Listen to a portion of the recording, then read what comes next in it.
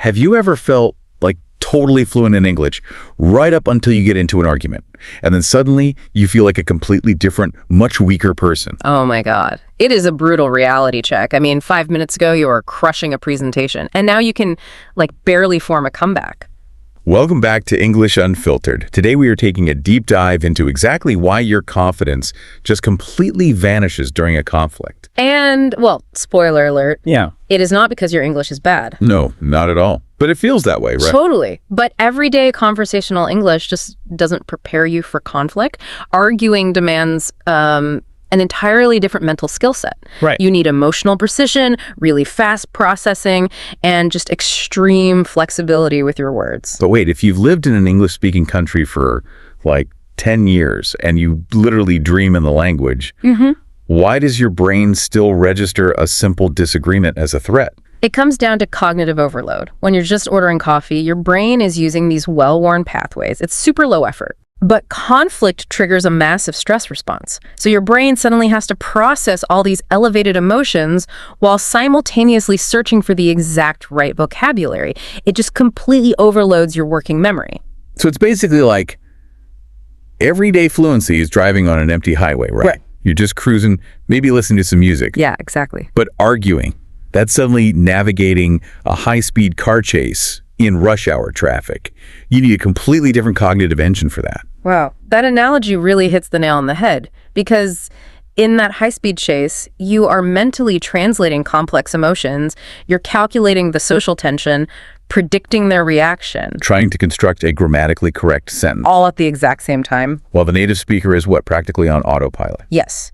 Because their brain isn't juggling the language mechanics on top of the emotional stress, so they naturally interrupt, they respond way faster to social cues, and they ultimately control the rhythm of the conversation. Wait, hold on. Let me just challenge that for a second. Are you saying the native speaker isn't actually making a better, more logical argument? No, not necessarily. They just have an unfair advantage in rhythm and timing. That is exactly it. They aren't inherently smarter or more right in the moment, they just own the pacing. That is wild. It's a home field advantage, you know?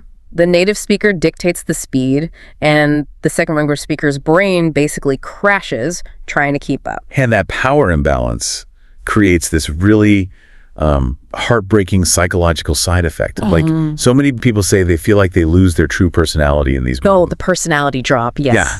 They feel less funny, less intelligent, and way less assertive than they are in their native language. Feeling like a boring or weak version of yourself is so incredibly common, but the hidden truth here is that your personality hasn't gone anywhere. It's still there. Absolutely. Emotional fluency just takes much longer to develop than conversational fluency. So what is actually happening to that confident personality under pressure? Like, where does it go? It gets suppressed by a biological survival mechanism. Really? Yeah, under the intense stress of an argument, your brain reroutes energy away from the areas responsible for humor and nuance. It funnels all of that straight into the language center. Just trying to survive. Exactly. Right. It prioritizes pure linguistic survival, literally just getting the words out over showing your true, vibrant self. That makes perfect sense. The brain just drops the nuance to keep the engine running at all. Right.